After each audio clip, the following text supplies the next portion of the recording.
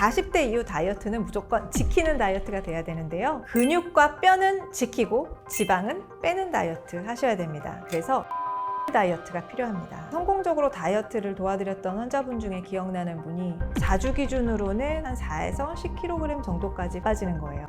마시면서 운동을 해주시면 근육도 지키고 지방은 쉽게 녹일 수가 있는 거예요. 그래서 제가 추천하는 먹으면서 살 뺄 수 있는 음식은 나이가 들수록 체내 수분량이 떨어집니다. 우리 몸에 물, 즉 진액이 풍부할 때는 에너지 소비가 빠르게 이루어지기 때문에 살이 잘 안 찌고요. 나이가 들수록 피부, 근육 다 쪼그라들고 진액이 줄어들게 되면 몸이 차가워지면서 지방이 붙게 됩니다. 이것을 쉽게 풀어서 설명드리면 기초 대사량이 떨어집니다. 에너지 대사가 떨어지기 때문에 뭔가 음식을 먹었을 때 태우지를 못해요. 우리가 먹은 음식이 그대로 지방으로 저장되는 거죠. 호르몬 변화 무시할 수 없습니다. 여성의 경우에는 40대 이후로 여성 호르몬이 확 줄어들게 되니까 먹는 양이 그대로더라도 아니면 먹는 양을 줄이더라도 복부 지방이 늘어나게 되고 살찌는 몸이 됩니다. 그래서 많이 먹어서 찌는 게 아니고요. 나이 탓입니다. 나이가 들어서 내 몸에 기운이 떨어지고 진액이 떨어지면 살이 찌게 됩니다. 물만 먹어도 살쪄요 하시는 분들 정말 많은데요. 다이어트의 잘못된 유형 좀 소개를 해드려 볼게요. 지나친 칼로리 제한 다이어트는 오히려 살이 더 찔 수가 있습니다. 쉽게 말해서 근육이 빠지거나 신진대사가 떨어질 때는 몸이 더 살찌기 쉬운 몸으로 점점 변하게 돼요. 저는 다이어트를 하면 할수록 몸이 더 커져요. 하면 할수록 효과가 없어져요 라고 하시는 분들이 많은데요. 지속적인 다이어트는 오히려 몸을 축나게 해서 에너지 소비를 못하는 상태로 바꿔버리기 때문에 더 살이 찌게 됩니다. 그리고 우리 몸이 이것을 극한 상황으로 인식을 하고 스트레스 호르몬이 점점 분비가 되면서 저장하는 모드로 바뀌게 되거든요. 지나치게 칼로리 계산을 하고 단식을 하는 다이어트는 오래 하시면 안 돼요. 몸이 차가워지는 다이어트 절대 하시면 안 돼요. 예를 들어서 고깃국을 냉장고에 넣어 보세요. 온도가 차가워지면 기름이 굳습니다. 우리 몸도 마찬가지예요. 이 림프의 흐름, 체지방 이런 것들은 기름 성분이기 때문에 몸이 더워야 잘 녹아서 나갈 수가 있는데요. 샐러드를 드신다든지 아니면 카페인 중에서도 아이스 아메리카노를 즐겨 드시는 분들은 복부, 특히 중심 체온부터 점점 낮아지죠. 그렇게 되면 몸에서 지방을 태울 수 없어요. 다이어트 하실 때는 몸을 차갑게 하는 샐러드나 커피 이런 것들을 피하시고 몸을 덥게 하는 음식을 챙겨 드셔야 살이 더 잘 빠질 수가 있습니다. 성공적으로 다이어트를 도와드렸던 환자분 중에 기억나는 분이 매일매일 엄청난 운동량을 이제 소화를 하고 계십니다. 그 과정에서 다이어트를 하고 있었거든요. 그런데도 불구하고 살이 안 빠지는 거예요. 근데 우리가 칼로리로 계산을 하면 들어오는 칼로리는 조금이고 쓰는 칼로리는 많으니까 살이 빠져야 되는 게 분명한데 절대 안 빠지는 거예요. 그래서 제가 환자분한테도 운동을 하고 나서 다음날은 휴식을 해주세요 라고 말씀을 드렸어요. 그랬더니 정말로 휴식을 가지고 보양식을 또 챙겨 드셨더니 체중계가 점점점 움직이면서 빠지기 시작했습니다. 너무 운동량이 많으면 우리 몸은 저장해야 되는 모드로 바뀌어요. 근육도 마찬가지예요. 여러분 갑자기 운동하시면 어때요? 다리가 천근만근 무겁고 알배기고 쥐나기도 하고 하잖아요. 근육에 젖산이 쌓이게 되면 잘 붙고 순환이 안 되겠죠. 그래서 이 부종도 살이 되는 거예요. 근육 운동하시고 나면은 휴식 기간을 주시고 근육이 충분히 회복될 수 있는 시간을 주셔야 다이어트도 성공할 수가 있습니다.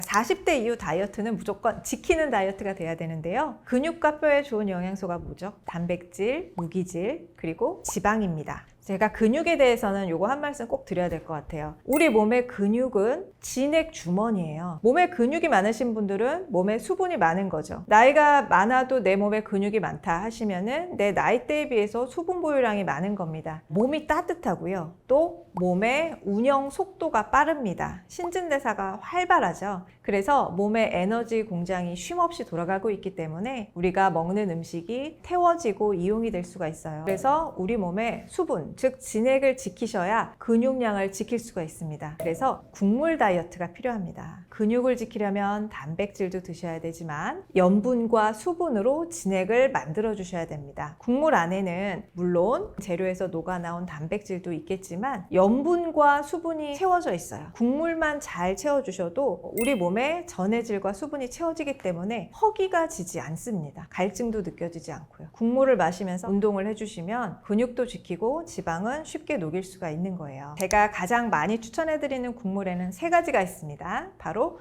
미역국, 사골국, 동치미 국물입니다. 자, 미역국이 좋은 점은 일단 변비 있는 분들이 다이어트 할 때 좋아요. 해조류의 매끈한 젤과 같은 섬유질이 변을 잘 보게 해주기 때문에 또 장 속에 있는 노폐물 잘 청소해주기 때문에 미역국을 드시는 게 도움이 되고요. 산후 보양식으로도 좋잖아요. 진액을 공급해줍니다. 그래서 우리가 운동할 때 미역국물 드시면서 하시면은 탈수도 방지가 되고 또 포만감을 주고 또 허기도 정리해주기 때문에 식사를 많이 줄여도 괜찮습니다. 40대 이후에는 진액이 떨어져서 붓고 살찌는 분들이 많거든요. 그런데 미역국물을 보충해 주시면 진액 보충이 되고 또 체온도 올라가는 효과가 있어서 이렇게 몸이 좀 느려지고 차가워져서 생기는 부종 관리, 지방 관리에 도움이 됩니다. 사골국 다이어트도 정말 좋아요. 이 사골에서 나오는 콜라겐이 마치 식이섬유와 같은 역할을 해서 장 속의 유익균을 늘려준다고 하고요. 미네랄 또 단백질이 국물에 녹아있기 때문에 단식을 길게 하더라도 이 사골 국물만 하루 한 끼를 잘 마셔주면 굉장히 칼로리 제한하는 게 힘들지가 않습니다. 그러면 어떤 사골국을 먹어야 되냐, 너무 귀찮다 하시거든요. 제가 이유식용 사골국을 사서 드세요 라고 말씀을 드려요. 물론 집에서 하는 게 제일 좋지만 여러 가지가 힘드시다, 판매하는 그런 마트나 인터넷 사이트 보시면 이유식용 사골국을 팔거든요. 어떤 사골과 소금만으로 좀 구성이 된 그런 제품들이 있어요. 그런 국물들로 다이어트 하시면 도움이 돼요. 다만 깨끗한 사골국으로 하셔야 됩니다. 동치미 국물 다이어트도 정말 좋은데요. 동치미 국물은 이제 시원하게 마실 수 있어서도 도움이 되고 또 신맛과 유산균이 있기 때문에 장 건강을 좋게 하는 데도 도움이 돼서 다이어트에 좋습니다. 포만감도 주고 진액 보충에 도움이 돼서 에너지 소비를 잘하게 해줘요. 예를 들어서 여러분이 고구마를 나는 다이어트로 먹겠다 하시면은 그 마른 상태의 고구마는 탄수화물과 당분 덩어리이기 때문에 살이 찝니다. 고구마를 반으로 줄이고 동치미 한 그릇을 같이 드시는 게 훨씬 더 살이 잘 빠지는 다이어트 방법입니다. 사실은 이 다이어트 하다가 알레르기가 생기는 환자분들도 저한테 많이 오세요. 에너지바라든지 단백질 쉐이크 이런 제품들 저는 이거 먹고서 두드러기가 올라왔습니다, 알레르기가 생겼습니다 하고 이제 치료받으러 오시는 분들도 꽤 되시거든요. 가루 자체를 가공하는 식품은 좀 알레르기의 발생 확률이 높습니다. 과민 반응이 날 수가 있고요. 배에 가스가 차고 배변 리듬에 변화가 생길 수가 있어요. 그런데 우리 여성분들은 다이어트 할 때 다 허리가 잘록해지기 원하시잖아요. 복부에 가스 차고 배변에 문제가 생기는 다이어트 식품은 뱃살을 잘 뺄 수가 없어요. 그런 제품 선택에 있어서는 주의가 필요할 것 같습니다. 건강하게 다이어트가 잘 되고 있다면 몸의 독소가 줄어드는 게 보여요. 장의 순환이 잘 된다는 증거가 보입니다. 트림하고 방귀 뀌는 그런 횟수가 줄어들어요. 배변이 잘 되고 가스가 잘 빠지기 때문에 방귀가 나오거나 부글부글했던 증상들이 줄어듭니다. 이게 첫 번째 신호가 되고요. 두 번째는 수분 대사가 잘 이루어집니다. 붓기가 빠진다는 거예요. 그러니까 뭐 저녁이 되면 종아리가 붓는다든지 아니면 자다가 일어나서 소변 보는 거, 몸에 붓기 있다가 밤에 빠지는 증상이었거든요. 살이 이제 빠지기 시작하면 양말 자국이 난다든지 신발이 꽉 낀다든지 하체가 부어있다든지 이런 게 훨씬 덜해지고요. 아침 저녁에 체중 차이도 줄어들게 돼요. 얼굴에서는 붓기 빠진 걸 어떻게 알 수가 있냐면 이중턱 줄어들고요. 다크서클이 옅어집니다. 저는 보통 이제 환자분들한테 말씀드릴 때 평균적으로 한 달에 본인 체중의 3에서 8% 정도가 빠진다라고 말씀을 드려요. 40대 이후에서는 적정한 속도입니다.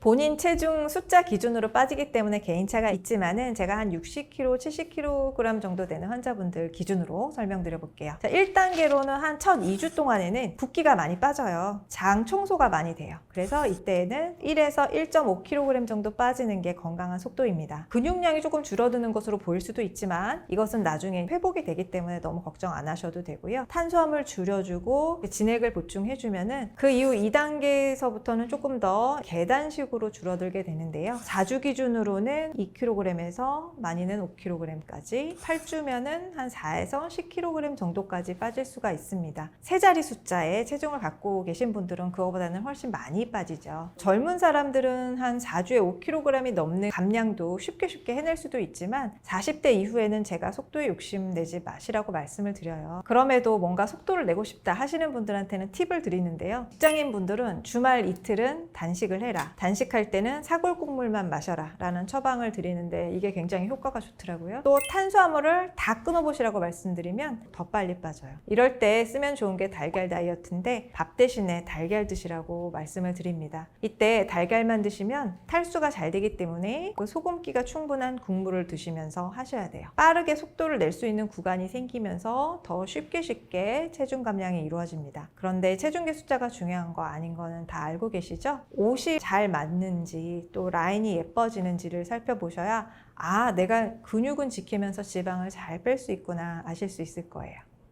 매일 아침 따소물 마시기. 따소물은 따뜻한 소금물이거든요. 할리우드 배우들도 이렇게 다이어트 하시고요. 우리나라 미용 잡지에도 많이 소개가 됐어요. 아침에 일어나자마자 공복에 따뜻한 소금물 한 잔을 마셔주시면 노폐물 정리가 되면서 몸의 신진대사가 원활해져서 살이 빠지기 쉬운 몸이 됩니다. 몸이 따뜻해지고 순환이 빨라져야 살이 잘 빠집니다.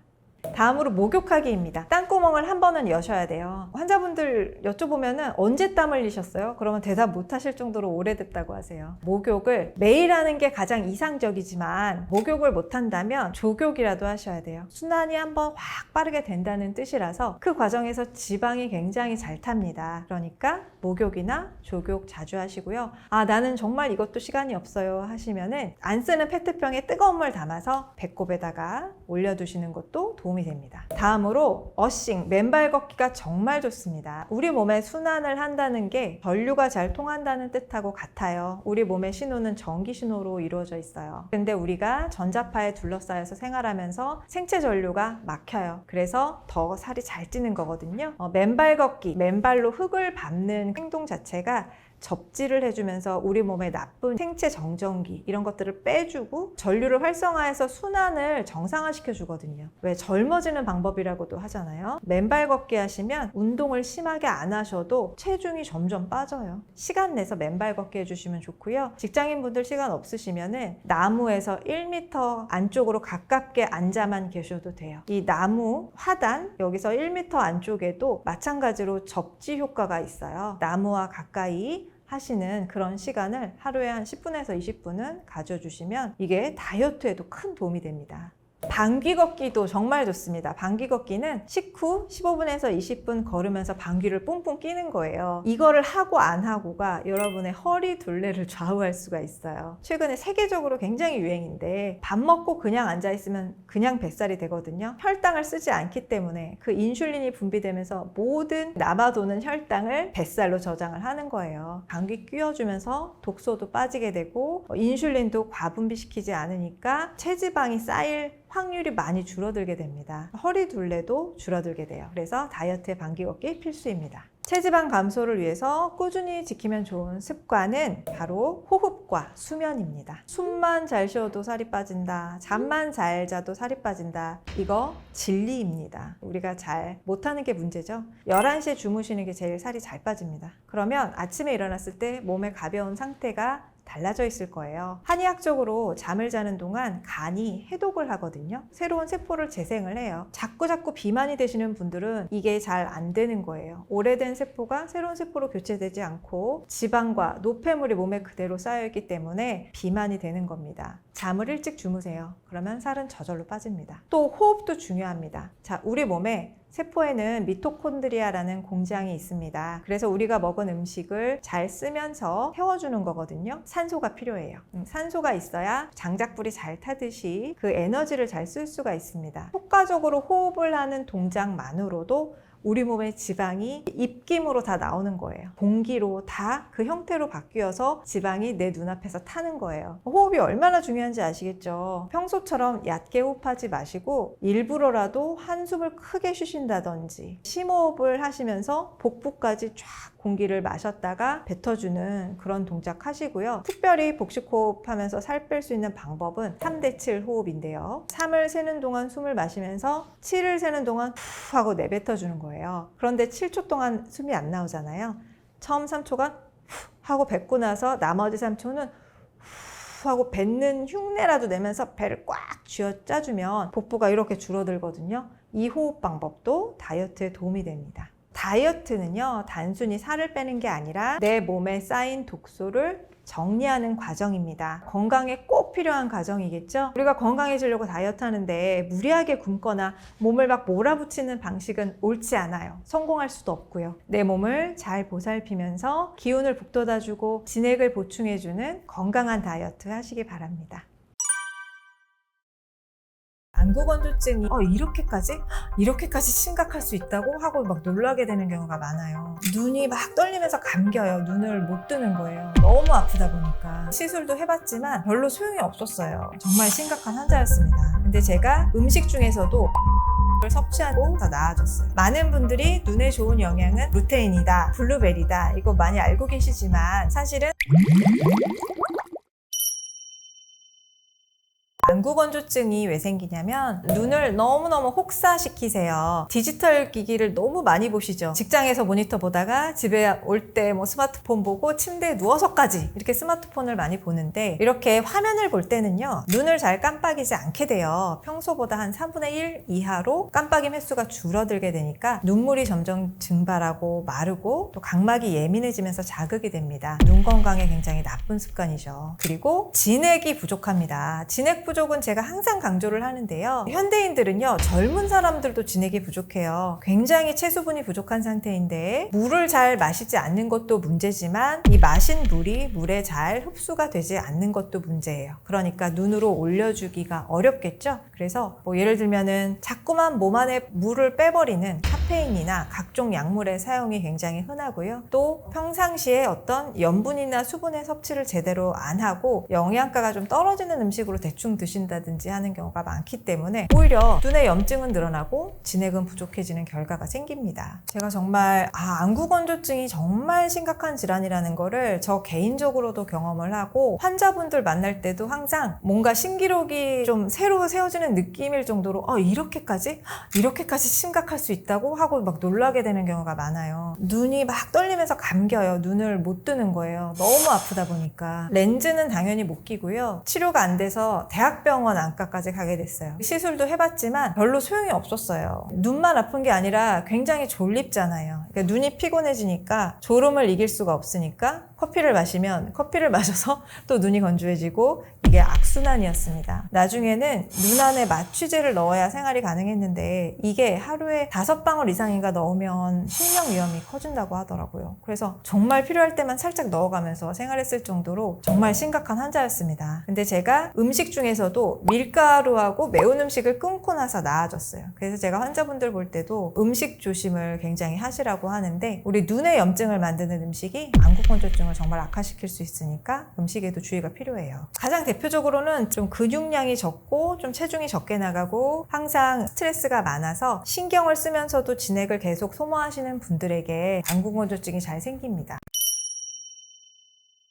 사실은 이제 뭐 안구건조증이 정말 뾰족한 치료법이 없기 때문에 그만큼 집에서 얼마나 충실히 관리해 주시느냐가 눈 건강을 좌우하기도 하죠. 안구건조증을 관리할 수 있는 방법으로는 크게 음식 관리가 있고 또 눈꺼풀 위생 관리가 있습니다. 그래서 눈이 촉촉해지려면 먼저 우리 몸속이 윤택해져야 됩니다. 눈에 기름층을 윤택하게 하는 식품은 바로 달걀이 있고 등푸른 생선이 있습니다. 질 좋은 콜레스테롤, 오메가3 지방산의 공급원이 되는 식품을 잘 챙겨 드시면 기름층을 질 좋게 만드는 데 도움이 됩니다. 또 눈물의 수분층을 잘 만들기 위해서는 우리 몸에 수분이 충분해야 되잖아요. 그런데 우리 몸의 수분은 맹물이 아니라 소금물이에요. 그래서 적당한 염분이 필요합니다. 눈물도 짠맛이 나잖아요. 소금도 충분히 드시고 수분도 충분히 드시는 적당한 염분과 수분 섭취를 꾸준히 해주셔야 되고 하루에 8컵 이상의 물은 마셔주셔야 주셔야 됩니다. 이 눈물의 수분층에 도움이 되는 결명자나 구기자, 오미자 같은 한약재를 우려낸 물을 드시는 것도 도움이 돼요. 많은 분들이 눈에 좋은 영양은 루테인이다, 블루베리다, 이거 많이 알고 계시지만 사실은 망막 세포에 필요한 영양소거든요. 그러니까 눈의 전반적인 건강과 안구건조증을 생각할 때는 우리 몸의 진액을 구성해 줄 수 있는 영양을 챙겨 드셔야 되는 거예요. 그래서 눈물의 기름층을 건강하게 만들고 싶다면 달걀이나 등푸른 생선 같은 질 좋은 지방을 함유한 음식을 드시는 게 좋고요. 저는 육류의 기름기도 좋다고 말씀을 드려요. 이 기름을 잘 먹고 새 기름을 만들어줘야 오래된 기름이 쌓이지가 않거든요. 너무 기름기 줄이는 다이어트 하시는 분들이 이런 기름샘에 문제가 생기고 안구건조증을 호소하시는 경우도 많습니다. 또 눈물에 수분층을 보충해 주는 것도 중요한데 눈물도 짠맛이 나고 우리 몸의 진액도 0.9%의 염도의 어떤 소금물로 구성이 돼 있습니다. 그래서 맹물만 막 마시면은 소변만 보러 가게 되고 눈물 공급은 잘 되지 않기 때문에 제가 항상 국물도 충분히 드셔야 된다고 설명을 드려요. 미역국, 동치미 국물, 다시마 묵국 이런 국물, 맑고 짠 국물을 섭취하는 것이 그냥 물 마시는 것보다 눈물 만드는 데 도움이 됩니다 라고 말씀을 드리고요. 또 이제 뭐 미역이나 다시마 같은 해조류에 들어있는 그런 겔 같은 성분도 수분 유지에 도움되는 성분이고 짠맛이 있기 때문에 또 우리 몸에 진액을 보충을 해주고요. 우리 눈물샘이나 기름샘의 샘 기능을 건강하게 유지하는 데에는 요오드가 필요한데 우리 현대인의 식생활에서는 요오드가 많이 부족해지고 환경오염 때문에도 요오드가 잘 흡수가 안 되기 때문에 미역국이 굉장히 좋습니다. 국물과 따뜻한 소금물은 우리 몸의 염분과 수분을 채워서 진액을 보충하는 의미가 있잖아요. 자, 이렇게 소금물 드시는 게 도움이 되시는 분들은요. 눈뿐만 아니라 입이 건조한 분들은 반드시 이런 국물류를 챙겨 주셔야 됩니다. 만약에 침이 잘 나오고 하는데 뭔가 스트레스 받고 눈을 너무 쓰고 눈에 열이 쌓여서 그래서 안구건조증 생기신 분들은 제가 소금물을 특별히 권유하진 않아요. 왜냐하면은 그런 분들은 열 때문에 소모되는 거지 진액 자체 양의 문제가 아니기 때문에 오히려 너무 이제 짜게 드시다가 조금 더 힘들어질 수가 있거든요. 부담이 될 수도 있고. 그래서 입을 한번 같이 보세요. 그래서 입이 내가 건조하고 침이 잘 안 나온다 하시면은 국물 섭취에 좀 힘을 주시고 나는 침도 잘 나오고 뭐 근육량도 좋은데 왜 눈만 건조하지? 라고 하시는 분들은 눈에 열이 있거나 염증이 있는 거예요. 그래서 눈에 열을 만드는 간의 피로를 좀 해결을 하시거나 아니면 이 염증이 생기는 원인을 좀 제어를 해주셔야 안구건조증을 관리할 수가 있습니다.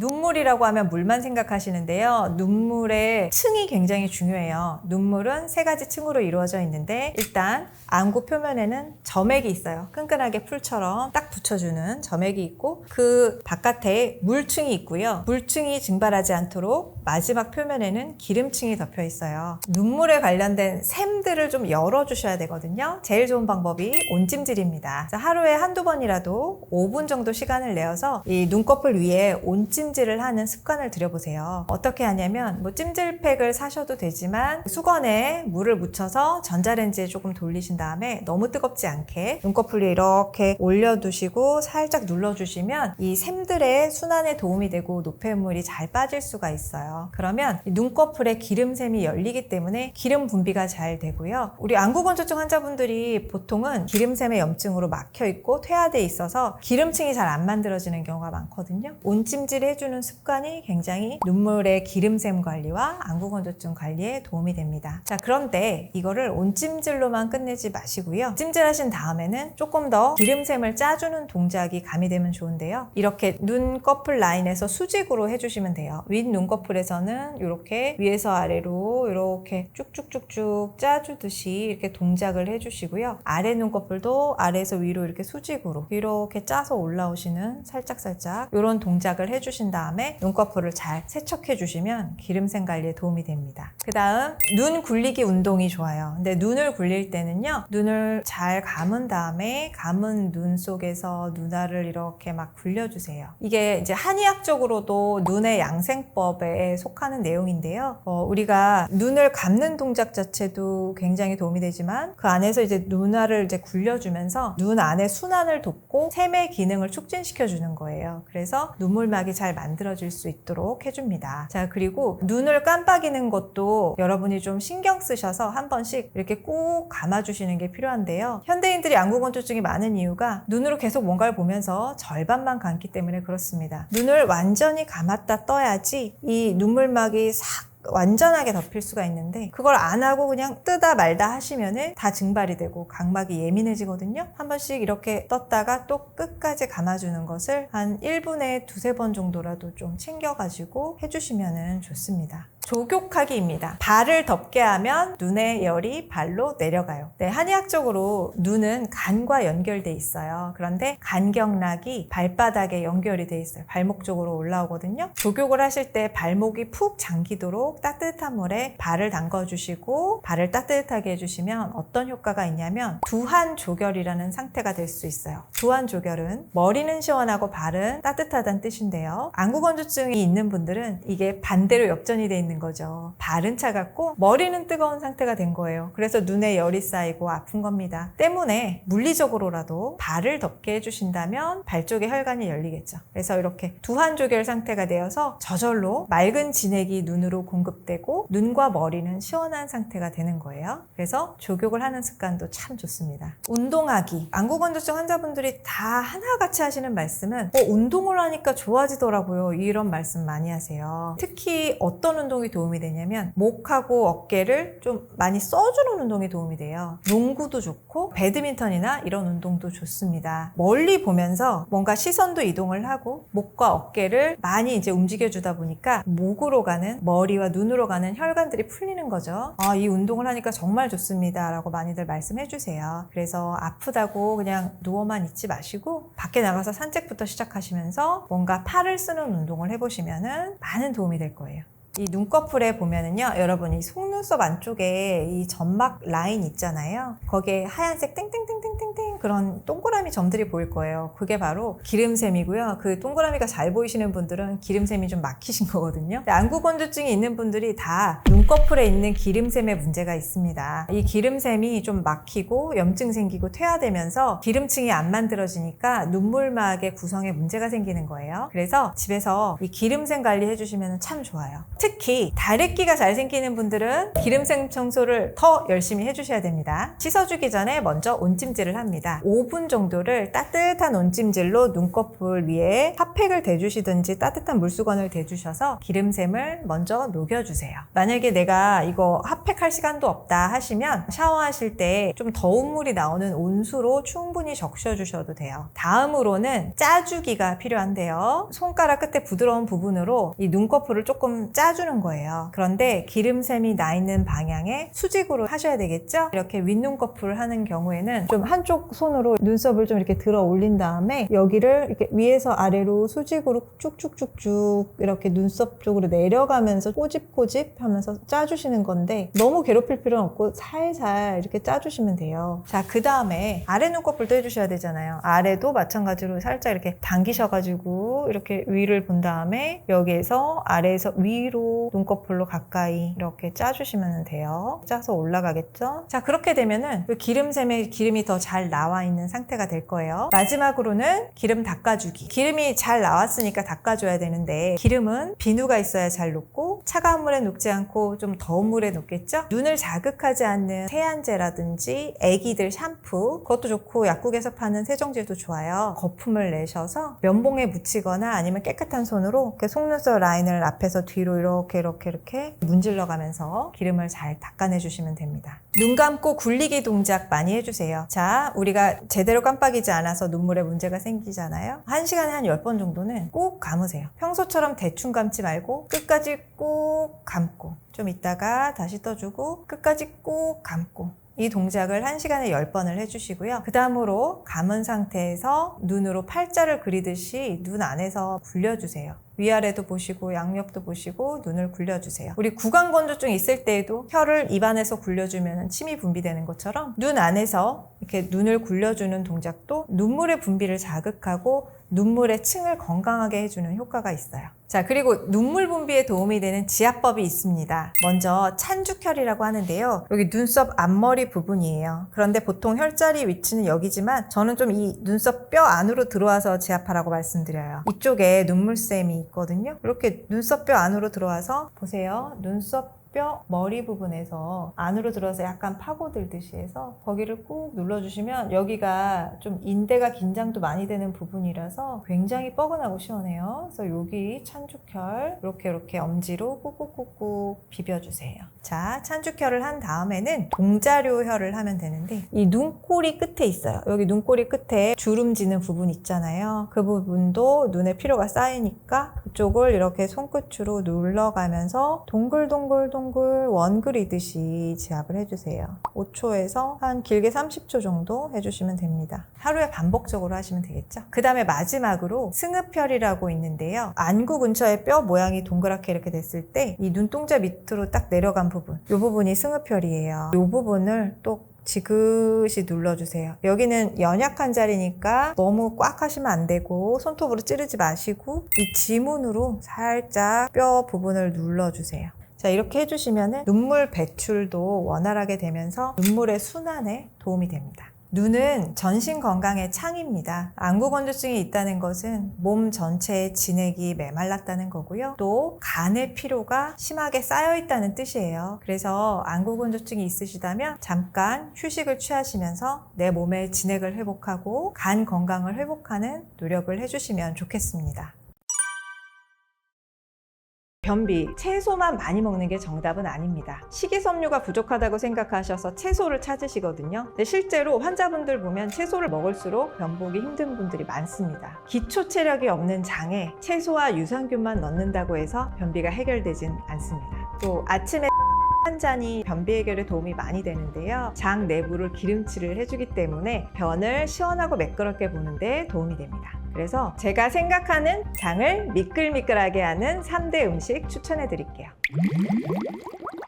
안녕하세요. 주식한상 구독자 여러분, 박미경 한의사입니다. 저는 15년간 임상에서 환자분들을 만나고 있는 한의사이고요. 현재는 청담동 광지한의원에 있습니다.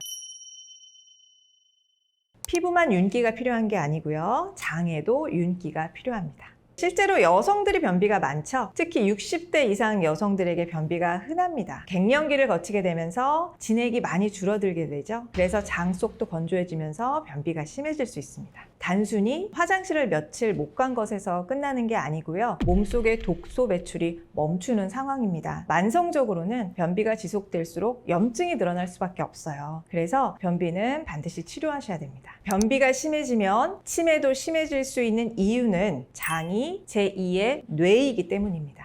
장의 건강과 뇌의 기능이 생각보다 밀접하게 연결이 돼 있고요. 이 장에서 독소가 잘 배출이 되지 못하면 우리 몸의 피도 깨끗하지가 못해요. 그래서 염증 물질이 온 몸을 돌아다니면서 뇌에도 영향을 줍니다. 기억력이나 집중력도 흐려질 수 있습니다. 치매가 걱정되신다면 상쾌하게 변 보는 습관을 만드셔야 됩니다. 변비는요, 우리 몸의 전반적인 진액이 마르고 순환이 느려졌다는 신호예요. 현대인들은 불규칙한 식사를 하고 있고 특히 이 식사의 내용이 잘못된 경우가 많아요. 정제탄수화물과 같은 가공식품을 많이 먹고 있기 때문에 장 속에 유해균이 많습니다. 물을 잘 마시지 않고 반대로 커피라든지 이뇨시키는 음료를 주로 먹기 때문에 탈수 상태에 빠져 있는 경우가 많습니다. 장도 긴장 상태에 있게 됩니다. 행주를 짜고 또 짜는 것에 비유를 하는데요. 변에서 수분을 자꾸만 빼앗기다 보니까 건조해지고 딱딱해져서 변을 보기 힘들어지는 겁니다. 의학적으로는 주 3회 미만으로 배변할 때 변비라고 하는데요. 환자분들 만나보면은 매일 가는데도 저는 변비예요 하시는 분들이 많거든요. 이게 매일 본다고 해서 건강한 변이 아니라 무리 없이 보셔야 되고 시원하게 보셔야 됩니다. 매일 보더라도 너무 딱딱해서 통증이 생긴다든지 손가락으로 자극을 해야 된다든지 잔변감이 심하다면 변비에 해당됩니다. 이제 환자분들은 황금색 바나나가 나와야 건강한 변이다 라고 하시는데요. 사실 우리가 먹은 음식에 따라서 변의 성질과 형태가 달라질 수가 있어요. 다만 갑자기 변이 가늘게 나오거나 끊어져서 나오거나 피가 나오거나 하는 등의 변화가 생긴다면 좀 주의 깊게 보셔야 되고 검진이 필요합니다. 식이섬유가 부족하다고 생각하셔서 채소를 찾으시거든요. 근데 실제로 환자분들 보면 채소를 먹으면 먹을수록 변복이 힘든 분들이 많습니다. 그 이유는 사실 한식이라는 식생활 자체가 두 끼만 먹어도 식이섬유가 충분히 들어오는 식생활이기 때문이에요. 장의 기능의 문제 때문에 변 변을 못 보시는 거거든요. 그래서 채소만 많이 먹는 게 정답은 아닙니다. 채소는 장이 건강한 일부 분들한테만 효과가 있어요. 장이 차갑거나 느린 분들은 채소를 드셨을 때 오히려 가스차고 배가 아프고 변이 더 응어리져서 나오기 힘들게 됩니다. 유산균도 이 장의 기능 자체를 활발하게 해주지는 못합니다. 특히 장에 문제가 있는 분들일수록 유산균이 효과적으로 장내에 정착하기 어렵기 때문에 좀 미미한 효과만 가지고 있다라고 보셔야 될 거예요. 쉽게 말해서 기초 체력이 없는 장에 채소와 유산균만 넣는다고 해서 변비가 해결되진 않습니다. 그래서 제가 생각하는 장을 미끌미끌하게 하는 3대 음식 추천해 드릴게요. 첫 번째는 버터입니다. 장에도 기름칠을 해주셔야 돼요. 이 동물성 지방 공급원으로 좋은 게 버터인데요. 장에 진액이 부족하고 건조한 분들이 버터를 드시면 이제 매끌매끌해져서 변비가 잘 해소가 됩니다. 버터는 좋은 동물성 지방 공급원인데요. 그래서 장벽이 건조하신 분들은 버터를 드시면 이 진액이 좀 공급이 되고요. 그리고 버터가 담즙을 분비시키기 때문에 장의 운동을 자극해서 변을 쉽게 보게 해줍니다. 나이가 드실수록 장이 건조해지고 피부 건조해질 때 기름도 필요하잖아요. 그 기름의 공급원으로 좋은 게 바로 버터입니다. 고추장도 변비에 좋습니다. 장에서의 소화액 분비를 촉진하기 때문에 장 속에 진액을 공급해주고요. 배를 따뜻하게 하고 장을 움직이게 해줍니다. 고추장의 경우에는 복부가 차갑고 장이 느린 분들한테 권해드립니다. 특히 침이 부족하신 분들한테 좋은데요. 장에서도 소화액이 나오죠. 배도 따뜻해지죠. 그래서 장의 온도와 운동성, 소화액 분비까지 돕기 때문에 변이 매끄럽게 나오는데 도움이 됩니다.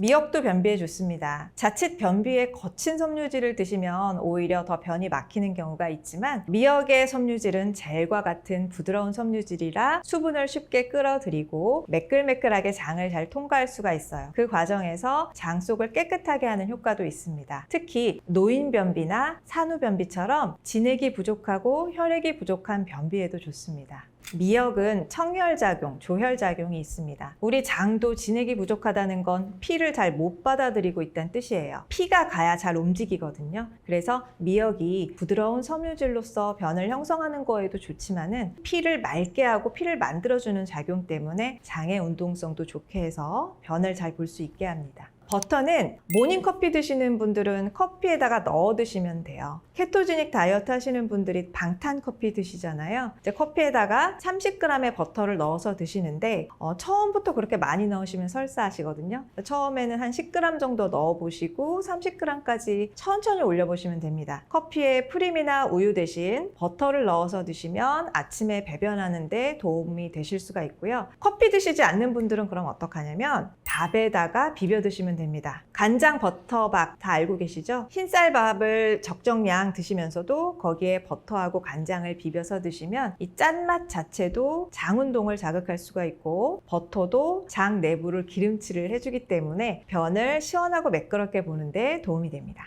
미역을 변비에 도움되게 먹는 방법은 두 가지인데요. 첫 번째는 미역국이요. 섬유질을 먹는다는 것은 물의 섭취가 동반이 되어야 됩니다. 그래서 미역은 국으로 끓여 드시는 게 제일 효과가 좋아요. 초고추장에 찍어 드시는 경우도 아주 좋은데 왜냐하면 제가 고추장 자체가 변비 해결을 돕는다고 했잖아요. 거기에다가 식초는 딱딱하게 굳은 것을 풀어주는 연견작용이 있습니다. 그리고 침도 나오게 하죠. 그래서 이 초고추장과 미역을 함께 드셨을 때 이 식초와 고추장의 효과가 또 시너지가 나기 때문에 변비 해결에 도움이 됩니다. 건강기능식품 많이들 챙겨 드시니까 그 중에서도 변비에 좀 도움되는 것으로 드시면 좋겠죠. 변비에 도움되는 영양소는 가장 대표적으로 마그네슘이 있습니다. 마그네슘은 장의 수분을 끌어들여서 이 변을 부드럽게 해서 배변시키는 데 도움이 됩니다. 특히 마그네슘 중에서도 산화 마그네슘은 장의 연동 운동을 자극해서 변을 잘 보게 해줍니다.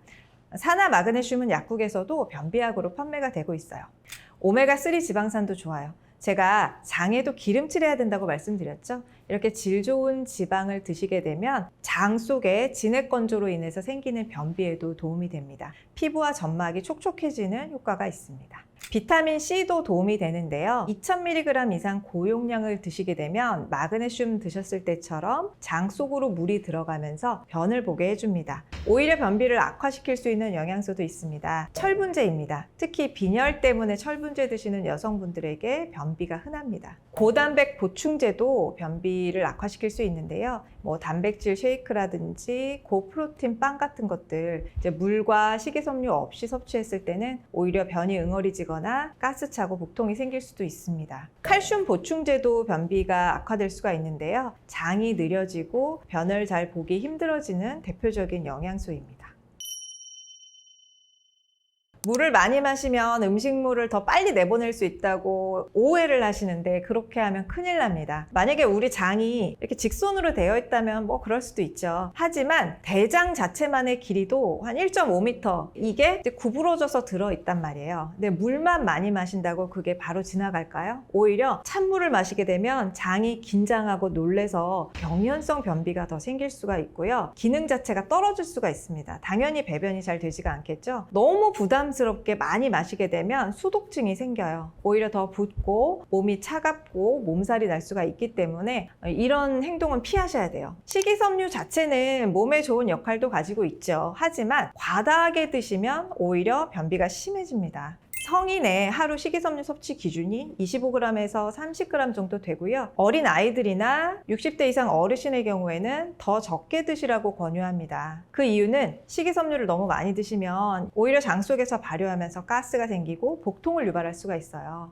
식이섬유에는 두 가지가 있어요. 거친 식이섬유, 부드러운 식이섬유가 있거든요. 거친 식이섬유는 씨앗, 껍질, 생채소 등에 있습니다. 곡물의 껍질에도 있습니다. 이런 것들을 드시게 되면 오히려 소화가 안 되고 가스 차고 복통이 유발됩니다. 아침에 일어나서 무조건 찬물 마시는 게 누구에게나 변비에 도움되는 습관은 아니에요. 오히려 따뜻한 소금물을 드시는 게 도움이 되는 경우도 있고요. 물을 마시는 것보다는 씹는 자극이 도움될 때도 있습니다. 그러니까 무조건 찬물 마시는 것보다는 씹는 자극 그리고 따뜻한 소금물과 따뜻한 죽과 같은 부드러운 음식이 좋습니다. 변비 환자가 받는 검사에는 대장 통과 시간 검사가 있는데요. 이제 음식물이 대장에 얼마나 오래 머무는지 확인하는 검사고요. 장의 기능이 얼마나 떨어져 있는지 볼 수 있는 검사입니다. 다음으로는 항문 직장 내압 검사라는 것이 있어요. 이게 이제 항문 쪽의 근육이 제대로 기능이 안 되고 열리지 않아서 변비가 생기는 분들은 이 검사가 도움이 될 수가 있습니다. 직장 배변 조영술도 있는데요. 이제 영상으로 보는 거죠. 배변을 할 때 그 조영제를 먹고 어떤 방사선 영상을 통해서 항문과 직장의 움직임을 직접 관찰할 수 있는 검사이고요. 잔변감이 좀 심한 분들에게 권유되는 검사입니다. 병원에 가시면 이렇게 변비와 관련된 검사를 받으실 수가 있어요. 그런데 나는 좀 불편하긴 한데 검사 받을 정도는 아닌데 이런 분들 계시잖아요. 쉽게 해볼 수 있는 검사에 대해서 알려드릴게요.